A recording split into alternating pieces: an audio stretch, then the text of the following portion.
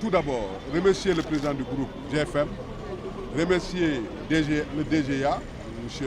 Birandou, et plus particulièrement remercier Mme Djaïnaba Seydouba pour son initiative.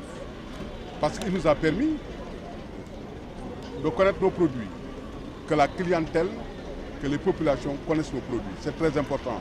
Donc elle a posé les produits devant la cible. En matière de marketing, c'est très important.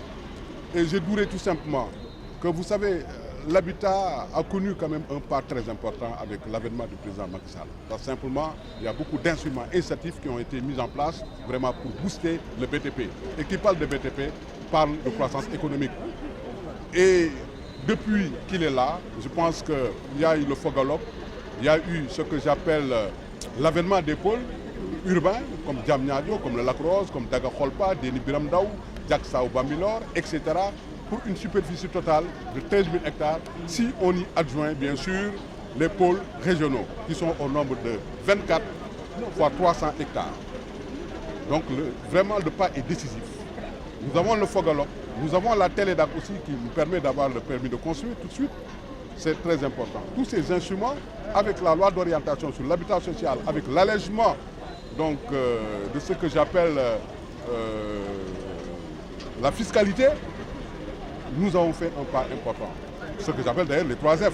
Les 3 F, le foncier, la fiscalité et donc le financement. Tout cela en l'espace de 4 ans. Pour terminer, je félicite Mme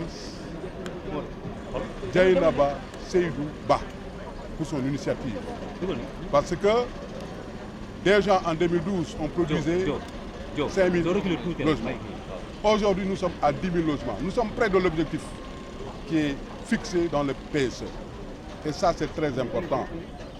Même la loi de l'habitat social, qui va créer un fonds de l'habitat social, est une innovation. Et nous allons faire comme le Maroc. Pour dire, en grosso modo, c'est le président de la République qu'on félicite qui a eu toute cette initiative. Nous, nous sommes des bras armés qui exécutent. Et nous avons exécuté jusqu'à présent et les Sénégalais ont aimé. Actuellement, nous avons 27 promoteurs privés. C'est important.